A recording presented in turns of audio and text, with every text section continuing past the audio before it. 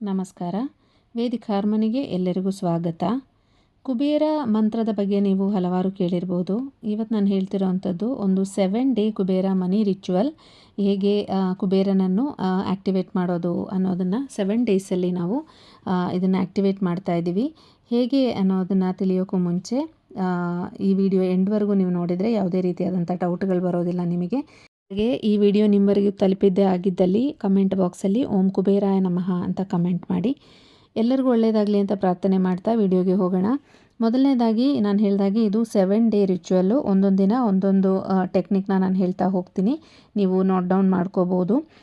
ಅದಕ್ಕೂ ಮುಂಚೆ ನೀವು ಕೆಲವೊಂದು ವಿಷಯಗಳನ್ನು ಫಾಲೋ ಮಾಡಬೇಕಾಗತ್ತೆ. ಅದೇನು ಅಂತ ನೋಡೋಣ. ಸಮಯವನ್ನು ನೀವು ಫಾಲೋ ಮಾಡಬೇಕಾಗತ್ತೆ. ಸಮಯ ಬಂದು ಬೆಳಗ್ಗೆ 5ರಿಂದ 7 ಗಂಟೆ ಒಳಗಡೆ ನೀವು ಈ ಒಂದು ಟೆಕ್ನಿಕ್ ಮಾಡಬೇಕಾಗತ್ತೆ. ಇಲ್ಲ ಅಂದರೆ ಸಾಯಂಕಾಲ ಸಂಜೆ 6ರಿಂದ 8 ಗಂಟೆ, ಈವ್ನಿಂಗ್ 6 to 8 PM ಈ ಒಂದು ಸಮಯವನ್ನು ನೀವು ಫಾಲೋ ಮಾಡ್ಕೋಬೇಕಾಗತ್ತೆ. ಹಾಗೆ ಈ ಒಂದು ರಿಚುವಲ್ ಮಾಡುವಂಥ ಸಮಯದಲ್ಲಿ ನೀವು ನಾರ್ತ್ ಸೈಡಿಗೆ ತಿರ್ಕೊಂಡು ಕೂತ್ಕೋಬೇಕಾಗತ್ತೆ. ಅಂದರೆ ಉತ್ತರ ದಿಕ್ಕಿಗೆ ತಿರ್ಕೊಂಡು ಈ ಒಂದು ರಿಚುವಲ್ ಮಾಡಬೇಕಾಗತ್ತೆ. ಈ ಉತ್ತರ ದಿಕ್ಕಿನಲ್ಲಿ ನೀವು ಒಂದು ಸಣ್ಣ ಟೇಬಲ್ ಏನಾದರೂ ಇಟ್ಟು ಮಾಡೋದಾದರೆ ತುಂಬ ಹೆಲ್ಪ್ ಆಗುತ್ತೆ ನಿಮಗೆ. ನೀವು ಹೇಗೆ ಅರೇಂಜ್ ಮಾಡ್ತೀರಾ ಅದು ನಿಮ್ಮ ಮೇಲೆ ಡಿಪೆಂಡ್ ಆಗಿದೆ. ಹಾಗೆಯೇ ನಿಮ್ಮ ಮೈಂಡ್ ಕಾಮ್ ಆಗಿರಬೇಕಾಗುತ್ತೆ. ಇದೊಂದು ರೀತಿ ನಾವು ಮ್ಯಾನಿಫೆಸ್ಟೇಷನ್ ಮಾಡುವಂಥ ಒಂದು ಟೆಕ್ನಿಕ್ ಏನಿರುತ್ತೆ ಅದೇ ರೀತಿಯಾದಂಥ ಒಂದು ಕುಬೇರ ಆ್ಯಕ್ಟಿವೇಷನ್ ಟೆಕ್ನಿಕ್ ಇದು. ಹಾಗಾಗಿ ಮೈಂಡ್ ಕಾಮ್ ಆಗಿರಬೇಕು. ನೆಗೆಟಿವ್ ಆಗಿರುವಂಥ ಯೋಚನೆಗಳು ಯಾವುದೇ ಕಾರಣಕ್ಕೂ ಬರ್ದಿರೋ ಹಾಗೆ ನೀವು ನೋಡ್ಕೋಬೇಕಾಗುತ್ತೆ. ಹಾಗೆ ಈ ಒಂದು ರಿಚುವಲ್ ಮಾಡುವಂಥ ಸಮಯದಲ್ಲಿ ಅಂದರೆ ಈ 7 ಡೇಸ್ ನೀವೇನು ಇದಕ್ಕೆ ಅಂತ ನೀವು ಮನಸ್ಸಿಟ್ಟಿದ್ದೀರಾ ಆ ಒಂದು ಸಮಯದಲ್ಲಿ ನೀವು ಮನಿ ರಿಲೇಟೆಡ್ ಬ್ಯಾಡ್ ಟಾಕ್ ಅಂತ ನಾವೇನು ಹೇಳ್ತಿದ್ದೀವಿ, ಅಂದರೆ ಅಬೌಟ್ ಮನಿ ನಾವು ಕೆಟ್ಟದಾಗಿ ಮಾತಾಡುವಂಥದ್ದು, ಅದು ಏನು ಬೇಕಾದರೂ ಇರ್ಬೋದು. ನನ್ನ ಹತ್ರ ದುಡ್ಡಿಲ್ಲ ಅಂತ ಹೇಳೋದಾಗಲಿ, ನನಗೆ ತುಂಬ ಮನಿ ಪ್ರಾಬ್ಲಮ್ಸ್ ಇದೆ ಅನ್ನೋಂಥದ್ದಾಗಲಿ, ಇಲ್ಲ ಮನೆಯಲ್ಲಿ ಏನಾದರೂ ನೀವು ದುಡ್ಡಿನ ಬಗ್ಗೆ ನೆಗೆಟಿವ್ ಆಗಿ ಮಾತಾಡುವಂಥದ್ದು ಮಾಡಬಾರ್ದು. ಪ್ರತಿಯೊಂದು ಸರಿ ಕೂಡ ಪಾಸಿಟಿವ್ ಆಗಿರುವಂಥ ರೀತಿಯಲ್ಲೇ ಮಾತಾಡಬೇಕಾಗತ್ತೆ. ಆ ಒಂದು ವಿಷಯನ ನೀವು ತಿಳಿದಿಟ್ಕೋಬೇಕಾಗುತ್ತೆ. ಇನ್ನು ನಾನು ಸಮಯ ನಿಮಗೆ ಆಲ್ರೆಡಿ ತಿಳಿಸಿದೆ. 5 ಗಂಟೆಯಿಂದ 7 ಗಂಟೆ ಹಾಗೂ 6 ಗಂಟೆಯಿಂದ 8 ಗಂಟೆ ಸಂಜೆ ನೀವು ಅಂದರೆ ಬೆಳಗ್ಗೆ 5ರಿಂದ 7, ಸಂಜೆ 6ರಿಂದ 8. ಸೊ ಈ ಸಮಯದೊಳಗೆ ಯಾವಾಗ ಬೇಕಾದರೂ ನೀವು ಮಾಡ್ಬೋದು. ಆದರೆ ನೀವು ಯಾವ ಸಮಯದಲ್ಲಿ ಮಾಡ್ತಿದ್ದೀರಾ ಅದೇ ಸಮಯನ ಪ್ರತಿದಿನ ಫಾಲೋ ಮಾಡಬೇಕಾಗತ್ತೆ. ತುಂಬ ಇಂಪಾರ್ಟೆಂಟ್ ಇಲ್ಲಿ. ಅಂದರೆ ನೀವು ಬೆಳಗ್ಗೆ 5 ಗಂಟೆಗೆ ಮಾಡ್ತಿದ್ದೀರಾ ಅಂದರೆ ನೆಕ್ಸ್ಟ್ ಡೇ ಅಂದರೆ ಮತ್ತೆ 7 ದಿನ ಕೂಡ ಅದೇ ಸಮಯ ಫಾಲೋ ಮಾಡಬೇಕಾಗತ್ತೆ. ಒಂದು ಸರಿ ಬೆಳಗ್ಗೆ ಮಾಡಿ, ಒಂದು ಸರಿ ಸಂಜೆ, ಈ ರೀತಿ ಮಾಡೋ ಹಾಗಿಲ್ಲ. ಇನ್ನು ರಿಚುವಲ್ ಮಾಡೋಕ್ಕೆ ಏನೇನು ಐಟಮ್ಸ್ ನಿಮಗೆ ಬೇಕಾಗುತ್ತೆ ಅನ್ನೋಂಥದ್ದನ್ನು ನೋಡೋಣ. What you need actually for this ritual ಅಂತ ಹೇಳೋದಾದರೆ, ಒಂದು ಗೀ ಲ್ಯಾಂಪ್ ಬೇಕಾಗುತ್ತೆ ನಿಮಗೆ. ಅಂದರೆ ತುಪ್ಪದ ದೀಪ ಹಚ್ಚೋಕ್ಕೆ ಒಂದು ದೀಪ ಬೇಕಾಗುತ್ತೆ. ಅದು ನಿಮ್ಮ ಮನೇಲಿ ಆಲ್ರೆಡಿ ಇದ್ದರೆ ಮಾಮೂಲಿ ದೀಪ ತಗೋಬೋದು. ಮಾಮೂಲಿ ದೀಪ ಇಲ್ಲ ಅಂದರೆ ಮಣ್ಣಿನ ದೀಪ ತಗೋಬೋದು. ಇಲ್ಲ ಕುಬೇರ ದೀಪ ನಿಮ್ಮ ಮನೇಲಿದ್ದರೆ ನೀವು ಅದನ್ನಾದರೂ ಯೂಸ್ ಮಾಡ್ಕೋಬೋದು. ಇನ್ನು ಎರಡನೇದು 3ರಿಂದ 9 ಕಾಯಿನ್ನು. ಅದು 5 ರೂಪಾಯಿ ಕಾಯಿನ್ ಆದರೆ ಒಳ್ಳೆಯದು. ನಿಮ್ಮ ಹತ್ರ 5 ರೂಪಾಯಿ ಕಾಯಿನ್ ಇಲ್ಲ ಅಂದರೆ 10 ರೂಪಾಯಿ ಕಾಯಿನು, ಇಲ್ಲಾಂದರೆ 1 ರೂಪಾಯಿ 2 ರೂಪಾಯಿ ಕಾಯಿನ್ ಯಾವುದಾದ್ರೂ ಇಟ್ಕೊಳ್ಳಿ. 1 ರೂಪಾಯಿದಾದರೆ ಬರೀ 1 ರೂಪಾಯಿ ಇಟ್ಕೊಳ್ಳಿ.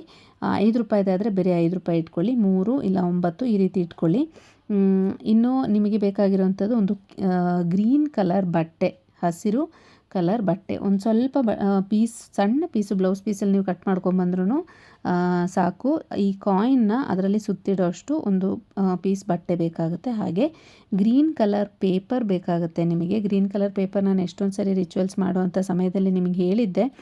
ಮನಿ ರಿಲೇಟೆಡ್ ನಾವು ಟೆಕ್ನಿಕ್ಸ್ ಮಾಡುವಂಥ ಸಮಯದಲ್ಲಿ ಗ್ರೀನ್ ಪೇಪರ್ ನಮಗೆ ತುಂಬ ಹೆಲ್ಪ್ ಆಗುತ್ತೆ ಅನ್ನುವಂಥದ್ದು. ಗ್ರೀನ್ ಕಲರ್ ಪೇಪರ್ ನಿಮ್ಗೆ ಬೇಕಾಗುತ್ತೆ. ಇನ್ನು ಊದ್ಕಡ್ಡಿ ಇಟ್ಕೊಳ್ಳಿ, ಇದು ಪೂಜೆ ಮಾಡುವಂಥ ಸಮಯದಲ್ಲಿ ಬೇಕಾಗುತ್ತೆ. ಇನ್ನು ನಿಮಗೆ ಬೇಕಾಗಿರುವಂಥದ್ದು ನಂಬಿಕೆ ಹಾಗೆ ಕೃತಜ್ಞತೆ. ನೀವು ಮಾಡುವಂಥ ಒಂದು ಇದಕ್ಕೆ ಧನ್ಯವಾದ ಹೇಳುವಂಥ ಒಂದು ಮನಸ್ಥಿತಿ ಇರಬೇಕು. ಹಾಗೆ ನೀವು ಇದರ ಮೇಲೆ ಇದೇನು ಟೆಕ್ನಿಕ್ ನೀವು ಮಾಡ್ತಿದ್ದೀರಾ, ಅಟ್ರ್ಯಾಕ್ಟ್ ಮಾಡ್ತಿದ್ದೀರಲ್ಲ, ಈ ಒಂದು ಟೆಕ್ನಿಕ್ ಮೇಲೆ ನಂಬಿಕೆ ಕೂಡ ನಿಮಗೆ ಇರಬೇಕಾಗತ್ತೆ. ಇಷ್ಟು ನಿಮ್ಮ ಮನಸ್ಸಲ್ಲಿದೆ ಅಂದರೆ ನಾವು ಹೇಗೆ ಮಾಡೋದು ಈ ಒಂದು ರಿಚುವಲ್ನ ಅಂತ ನೋಡೋಣ. ಮೊದಲನೇ ದಿನ ಅಂದರೆ ಡೇ 1 ಏನೇ ಇದ್ರೂ ಮಂತ್ರಗಳೇ ಆಗಲಿ ನಾನು ಸ್ಕ್ರೀನ್ ಮೇಲೆ ಕೊಟ್ಟಿದ್ರೆ ನೀವು ಅದನ್ನು ಬರೆದಿಟ್ಕೊಳ್ಳಿ. ಡೇ 1 ಅಲ್ಲಿ ನೀವು ಮಾಡಬೇಕಾಗಿರುವಂಥದ್ದು ನಿಮ್ಮ ಉತ್ತರ ದಿಕ್ಕಿನ ಜಾಗ ಅಂದರೆ ನಾರ್ತ್ ಸೈಡ್ ಏನಿದೆ ಆ ಜಾಗವನ್ನು ಕ್ಲೀನ್ ಮಾಡ್ಕೋಬೇಕಾಗುತ್ತೆ. ಯಾವುದೇ ರೀತಿಯಾದಂಥ ಡಸ್ಟ್ ಇರಬಾರ್ದು. ನಾರ್ತ್ ಸೈಡಲ್ಲಿ ಯಾವಾಗಲೂ ಕುಬೇರನನ್ನು ನಾವು ಅಟ್ರ್ಯಾಕ್ಟ್ ಮಾಡಬೇಕಾದ್ರೆ ನಾರ್ತ್ ಜಾಗ ತುಂಬ ನೀಟಾಗಿ ಇಟ್ಕೋಬೇಕಾಗುತ್ತೆ. ಕೆಲವೊಂದು ಸರಿ ಏನಾದರೂ ಡಂಪ್ ಮಾಡಿರ್ತೀರ, ಅದು ಏನು ಬೇಕಾದರೂ ಇರ್ಬೋದು, ಮಕ್ಕಳ ಆಟ ಸಾಮಾನು ಇರ್ಬೋದು. ಯಾಕಂದರೆ ನಮ್ಗೆ ಅದಷ್ಟು ಯೋಚನೆ ಬರಲ್ಲ, ಏನು ಅಷ್ಟು ಗಲೀಜಾಗಿಲ್ಲ ಅನಿಸುತ್ತೆ. ಆದರೆ ಈ ರೀತಿಯಾದಂಥ ವಸ್ತುಗಳನ್ನು, ಇಲ್ಲ ಕೆಲವರು ಚಪ್ಪಲಿ ಇಟ್ಟಿರ್ತಾರೆ, ಇನ್ನು ಕೆಲವರು ಬೇರೆ ಬೇಡದೇ ಇರೋ ವಸ್ತುಗಳನ್ನೆಲ್ಲ ಆ ಒಂದು ಜಾಗದಲ್ಲಿ ಡಂಪ್ ಮಾಡಿರ್ತಾರೆ. ಹಾಗಾಗಿ ಆ ಒಂದು ಜಾಗನ ನೀವು ಕ್ಲೀನಾಗಿ ಇಟ್ಕೋಬೇಕಾಗುತ್ತೆ. ಕ್ಲೀನ್ ಮಾಡಿದ ನಂತರ ಅಲ್ಲಿ ಒಂದು ಟೇಬಲ್ ಇದ್ದರೆ ಆ ಟೇಬಲ್ನ ಯೂಸ್ ಮಾಡ್ಕೊಳ್ಳಿ. ಇಲ್ಲಾಂದರೆ ಒಂದು ಸಣ್ಣ ಟೇಬಲ್ ಏನಾದರೂ ಒಂದು ನೀವು ಅರೇಂಜ್ ಮಾಡಿದರೆ ನಿಮ್ಗೆ ಈ ಒಂದು ರಿಚುವಲ್ 7 ಡೇಸ್ ಮಾಡೋಕ್ಕೆ ಈಸಿ ಆಗುತ್ತೆ ಅಂತ ಹೇಳ್ತೀನಿ. ಇದೆಲ್ಲ ಆದ ನಂತರ ನೀವು ಮಾಡಬೇಕಾಗಿರುವಂಥದ್ದು, ತುಪ್ಪದ ದೀಪವನ್ನು ನೀವು ಹಚ್ಚಿ ಟೇಬಲ್ ಮೇಲೆ ಟೇಬಲ್ ಏನು ಇಟ್ಕೊಂಡಿದ್ದೀರೋ ನೀವು ಅದ್ರ ಮೇಲೆ ಇಡಬೇಕಾಗುತ್ತೆ. ಸಂಕಲ್ಪ ಮಾಡ್ಕೋಬೇಕಾಗುತ್ತೆ. ನಿಮ್ಮ ಹತ್ರ ಕುಬೇರನ ಫೋಟೋ ಇದ್ದರೆ ನೀವು ಇಟ್ಕೋಬೋದು. ಆಪ್ಷನಲ್, ಅದು ಯಾವುದೇ ರೀತಿ ಫೋರ್ಸ್ ಇಲ್ಲ. ನೀವು ಮಾಡುವಂಥ ಟೆಕ್ನಿಕ್ ಏನಿದೆ ಅಷ್ಟು ಮಾಡಿದ್ರೇ ಸಾಕು, ಬೇರೆ ಏನು ಮಾಡುವಂಥ ಅವಶ್ಯಕತೆ ಏನೂ ಇಲ್ಲ. ಇನ್ನು ನೀವು ಈ ಕಾಯಿನ್ಸ್ ಏನಿದೆ ಅಂದರೆ ಇವಾಗ 9 ಇಟ್ಕೊಂಡಿದ್ದೀರಾ, ಇಲ್ಲ 3 ಇಟ್ಕೊಂಡಿದ್ದೀರಾ, ಯಾವ ನಂಬರ್ ಇಟ್ಕೊಂಡಿದ್ದೀರಾ ಆ ಕಾಯಿನ್ಸ್ನ ನಾನು ಹೇಳಿದ ಹಾಗೆ ಗ್ರೀನ್ ಕಲರ್ ಬಟ್ಟೆಯಲ್ಲಿ ನೀವು ಟೈ ಮಾಡಿ ಈ ದೀಪದ ಪಕ್ಕದಲ್ಲಿ ನೀವು ಇಡಬೇಕಾಗುತ್ತೆ. ದೀಪ ಏನು ಹಚ್ಚಿಟ್ಟಿರ್ತೀರ ಅದ್ರ ಪಕ್ಕದಲ್ಲೇ ನೀವು ಈ ಒಂದು ಕಾಯಿನ್ ಗಂಟೇನಿದೆ ಅದನ್ನು ಇಡಬೇಕಾಗುತ್ತೆ.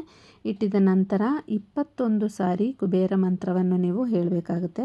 ಮಂತ್ರ ಈ ರೀತಿ ಇದೆ: ಓಂ ಯಕ್ಷಾಯ ಕುಬೇರಾಯ ವೈಶ್ರವಣಾಯ ಧನಧಾನ್ಯಾಧಿಪತಯೇ ಧನಂ ಮೇ ದೇಹಿ ಸ್ವಾಹ. ಈ ರೀತಿ ಇದೆ. ಇದನ್ನು ನೀವು 21 ಟೈಮ್ಸ್ ಹೇಳಬೇಕಾಗುತ್ತೆ. ಸೊ ಈ ರೀತಿ ಮಾಡೋದ್ರಿಂದ ಕುಬೇರ ಆ್ಯಕ್ಟಿವೇಷನ್ ಟೆಕ್ನಿಕ್ ಕಂಪ್ಲೀಟ್ ಆಗಿದೆ ನಿಮ್ಮದು ಡೇ 1. ಇನ್ನು ಡೇ 2ಗೆ ಹೋಗೋಣ.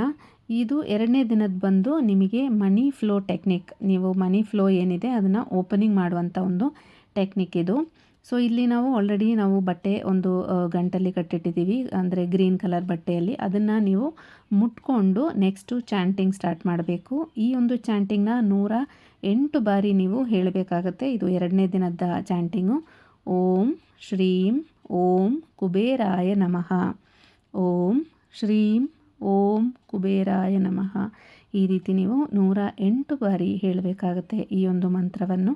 ಹಾಗೆ ವಿಜುವಲೈಸ್ ಮಾಡ್ಕೋಬೇಕಾಗತ್ತೆ. ದುಡ್ಡು ನಿಮ್ಮ ಕಡೆಗೆ ಬರ್ತಿರೋ ಅಂಥ ರೀತಿಯಲ್ಲಿ ನೀವು ಇಮ್ಯಾಜಿನ್ ಮಾಡ್ಕೋಬೇಕಾಗುತ್ತೆ. ಎಲ್ಲ ನಿಮಗೆ ಯಾವ್ಯಾವ ಸೋರ್ಸಿಂದ ದುಡ್ಡು ಬರುತ್ತೆ ಅನ್ನೋವಂಥದ್ದು ನಿಮಗೆ ಗೊತ್ತಿರುತ್ತೆ. ಅದು ಇನ್ಕಮ್ ಇರ್ಬೋದು, ಬಿಸ್ನೆಸ್ ಇರ್ಬೋದು, ಇಲ್ಲ ಯಾವುದಾದ್ರೂ ಒಂದು ರೀತಿಯದಾದರೆ ಅದನ್ನು ನೀವು ಇಮ್ಯಾಜಿನ್ ಮಾಡ್ಕೋಬೇಕಾಗುತ್ತೆ. ಎಲ್ಲ ಪಾಸಿಟಿವ್ ಆಗಿರೋವಂಥ ರೀತಿಯಲ್ಲಿ ನಿಮ್ಮ ಕಡೆಗೆ ಮನಿ ಅಟ್ರ್ಯಾಕ್ಟ್ ಆಗ್ತಿದೆ ಅನ್ನೋವಂಥ ರೀತಿಯಲ್ಲಿ ನೀವು ವಿಜುವಲೈಸ್ ಮಾಡಿಕೊಂಡು ಈ ಒಂದು ಮಂತ್ರವನ್ನು ನೀವು ಹೇಳಿದಾಗ ಏನಾಗುತ್ತೆ, ಮನಿ ಫ್ಲೋ ಓಪನ್ ಆಗುತ್ತೆ ನಿಮಗೆ. ಇದು 2ನೇ ದಿನದ ಒಂದು ರಿಚುವಲ್ಲು.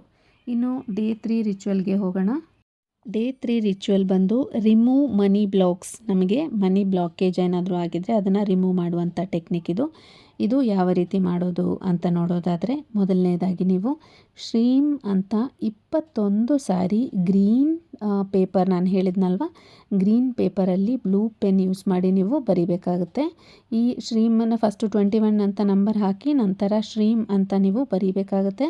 ಬರೆದ ನಂತರ ಆ ಪೇಪರ್ನ ನೀವು ನೀಟಾಗಿ ಫೋಲ್ಡ್ ಮಾಡಬೇಕಾಗುತ್ತೆ. ಫೋಲ್ಡ್ ಮಾಡುವಂಥ ಸಮಯದಲ್ಲಿ ನಿಮ್ಮ ಕಡೆಗೆ ಬರುವಂಥ ರೀತಿಯಲ್ಲಿ ಫೋಲ್ಡ್ ಮಾಡಿ, ನಂತರ ನಿಮ್ಮ ವ್ಯಾಲೆಟಲ್ಲಿ, ನಿಮ್ಮ ಕ್ಯಾಶ್ ಬಾಕ್ಸಲ್ಲಿ ಎಲ್ಲಾದರೂ ಎಲ್ಲಿ ದುಡ್ಡಿರುತ್ತೋ ಒಂದು ಜಾಗದಲ್ಲಿ ನೀವು ಈ ಒಂದು ಪೇಪರ್ನ ನೀವು ಇಡಬೇಕಾಗತ್ತೆ.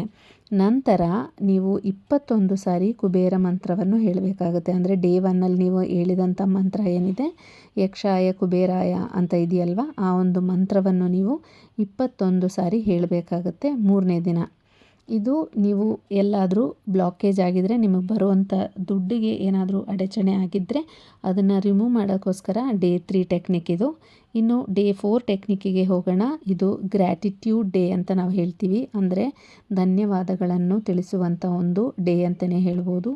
ತುಂಬ ಇಂಪಾರ್ಟೆಂಟ್ ಆಗಿರುವಂಥ ಒಂದು ಟೆಕ್ನಿಕ್ ಇಲ್ಲಿ ನಾವು ಮಾಡಬೇಕಾಗಿರುವಂಥದ್ದು. ಯಾಕೆಂದರೆ ನಾವು ಥ್ಯಾಂಕ್ಸ್ ಹೇಳ್ತಾ ಇದ್ದೀವಿ. ಏನಕ್ಕೆ ಥ್ಯಾಂಕ್ಸ್ ಹೇಳ್ತಿದ್ದೀವಿ ಅಂದರೆ, ಆಲ್ರೆಡಿ ನಮ್ಮ ಹತ್ರ ಇರುವಂಥ ದುಡ್ಡು ಏನಿದೆ, ನಮಗೆ ಆಲ್ರೆಡಿ ಯೂನಿವರ್ಸ್ ಕೊಟ್ಟಿರುವಂಥ ಮನಿ ಇರ್ಬೋದು, ಇಲ್ಲ ದೇವ್ರು ನಮಗೆ ಕೊಟ್ಟಿರುವಂಥ ದುಡ್ಡು ಅಂದ್ಕೊಬೋದು. ನಾವು ಕಷ್ಟಪಟ್ಟು ಬಂದಿರುವಂಥ ದುಡ್ಡು ಏನಿದೆ ನಿಮ್ಮ ಕೈಯಲ್ಲಿ, ಆ ಒಂದು ದುಡ್ಡಿಗೋಸ್ಕರ ನಾವು ಥ್ಯಾಂಕ್ಸ್ ಹೇಳುವಂಥ ಒಂದು ಟೆಕ್ನಿಕ್ ಇದು. ಸೊ ಇಲ್ಲಿ ನೀವು ಮಾಡಬೇಕಾಗಿರುವಂಥದ್ದು ಡೊನೇಟ್ ಮಾಡುವಂಥ ಒಂದು ದಿನ ಅಂತಲೇ ಹೇಳ್ಬೋದು. ಅದು ಯಾವುದಾದ್ರೂ ಒಂದು ದಿನ ಇರ್ಬೋದು, ಇಲ್ಲ ಶುಕ್ರವಾರದ ದಿನ ಡೊನೇಟ್ ಮಾಡ್ಬೋದು, ತುಂಬ ಒಳ್ಳೆಯದು. ಸೊ ದುಡ್ಡಿನ ರೂಪದಲ್ಲಾದರೂ ನೀವು ಯಾರಿಗಾದರೂ ಸಹಾಯ ಮಾಡ್ಬೋದು. ಇಲ್ಲ ಅಂದರೆ ಊಟದ ರೂಪದಲ್ಲಿ, ಅಂದರೆ ಫುಡ್ ಏನಾದರೂ ಇರ್ಬೋದು, ನೀವು ಯಾರಿಗಾದರೂ ಸಣ್ಣ ರೀತಿಯಲ್ಲಿ ನಿಮಗೆ ಆ ಕೈಯಲ್ಲಿ ಆಗುವಂಥ ರೀತಿಯಲ್ಲಿ ನೀವು ಹೆಲ್ಪ್ ಮಾಡೋದನ್ನು ನಾವು ಡೊನೇಟ್ ಅಂತ ಹೇಳ್ತೀವಿ. ಅದು 10 ರೂಪಾಯಿ ಆದರೂ ಇರ್ಬೋದು, 20 ರೂಪಾಯಿ ಆದರೂ ಆಗಿರ್ಬೋದು.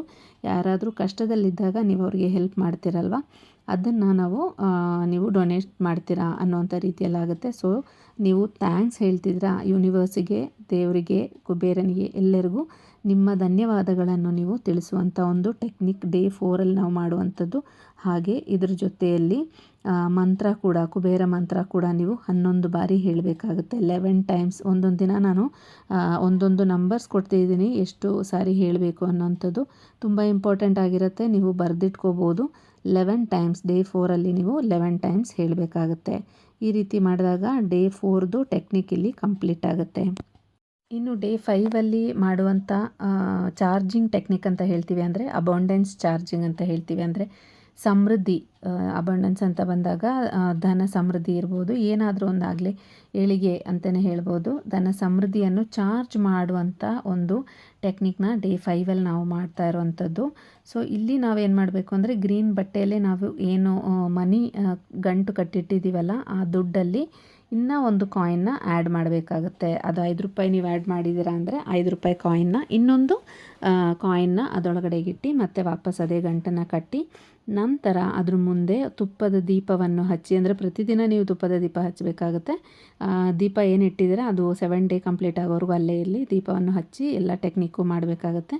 ಸೊ ಇಲ್ಲಿ ದೀಪವನ್ನು ಹಚ್ಚಿ, ನಂತರ ಊದ್ಕಡ್ಡಿ ಹಚ್ಚಿ ಅದಕ್ಕೆ ಆರತಿ ಮಾಡಿ, ಈ ಗಂಟೆ ಏನಿದೆ ಅದಕ್ಕೆ ಆರತಿ ಮಾಡಿ, ನಂತರ 108 ಸಾರಿ ಈ ಒಂದು ಮಂತ್ರವನ್ನು ನೀವು ಹೇಳಬೇಕಾಗುತ್ತೆ. ಓಂ ಶ್ರೀಂ ಓಂ ಕುಬೇರಾಯ ನಮಃ. ಅಂದರೆ ಡೇ 2ಅಲ್ಲಿ ನಾವೇನು ಮಂತ್ರ ಹೇಳಿದ್ವಿ ಅದನ್ನು ಇಲ್ಲಿ ಡೇ 5ಅಲ್ಲಿ ಹೇಳಬೇಕಾಗುತ್ತೆ. ಓಂ ಶ್ರೀಂ ಓಂ ಕುಬೇರಾಯ ನಮಃ.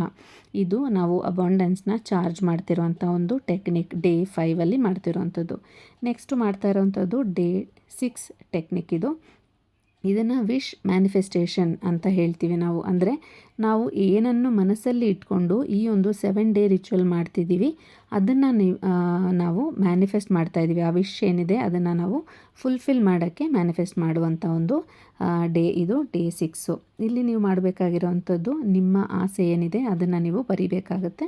ಇದು ಯಾವುದಾದ್ರೂ ವೈಟ್ ಕಲರ್ ಪೇಪರ್ ತೊಗೊಂಡು ಬರಿಬೋದು, ಇಲ್ಲ ನಿಮ್ಮ ಇಷ್ಟ ಯಾವ ಕಲರ್ ಪೇಪರ್ ನಿಮ್ಮ ಹತ್ರ ಇದೆ ಅದರಲ್ಲಿ ನೀವು ಎನಿ ಪೆನ್ ಅಂದರೆ ಬ್ಲೂ ಪೆನ್ ಯೂಸ್ ಮಾಡಿ ಬೆಟರ್ ಅಂತ ಅನಿಸುತ್ತೆ. ಯಾಕೆಂದರೆ ನಿಮ್ಮ ಮನಸ್ಸಲ್ಲಿ ದುಡ್ಡಿನ ರಿಲೇಟೆಡ್ ಆಸೆ ಇದ್ದರೆ ಓಕೆ, ಯಾಕೆಂದರೆ ಇದು ಮನಿ ರಿಲೇಟೆಡ್ ಟೆಕ್ನಿಕ್ ಆಗಿರೋದ್ರಿಂದ. ಸೊ ಇಲ್ಲ ನಿಮಗೆ ಸ್ಟಡಿ ರಿಲೇಟೆಡ್ ಆ ಥರ ಏನಾದರೂ ನೀವು ಮಾಡ್ತಿದ್ದೀರಾ ಅಂದರೆ ನೀವು ರೆಡ್ ಕಲರ್ ಪೆನ್ ಕೂಡ ಯೂಸ್ ಮಾಡ್ಬೋದು. ಗ್ರೀನ್ ಪೆನ್ ಇಲ್ಲ ಬ್ಲೂ ಪೆನ್ ಯೂಸ್ ಮಾಡಿ.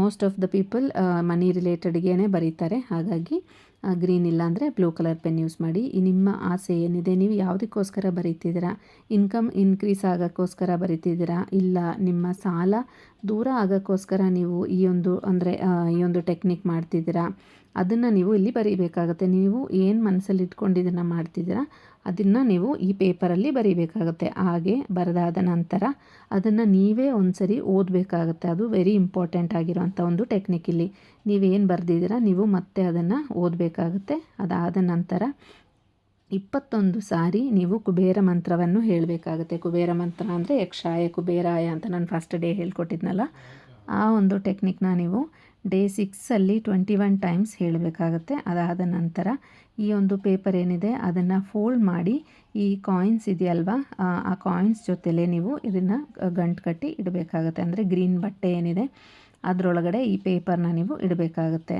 ನೆಕ್ಸ್ಟು ಬರುವಂಥದ್ದು ಡೇ 7. ಸೊ ಡೇ 6ದು ಮ್ಯಾನಿಫೆಸ್ಟೇಷನ್ ಟೆಕ್ನಿಕ್ ಇಲ್ಲಿ ಕಂಪ್ಲೀಟ್ ಆಗುತ್ತೆ.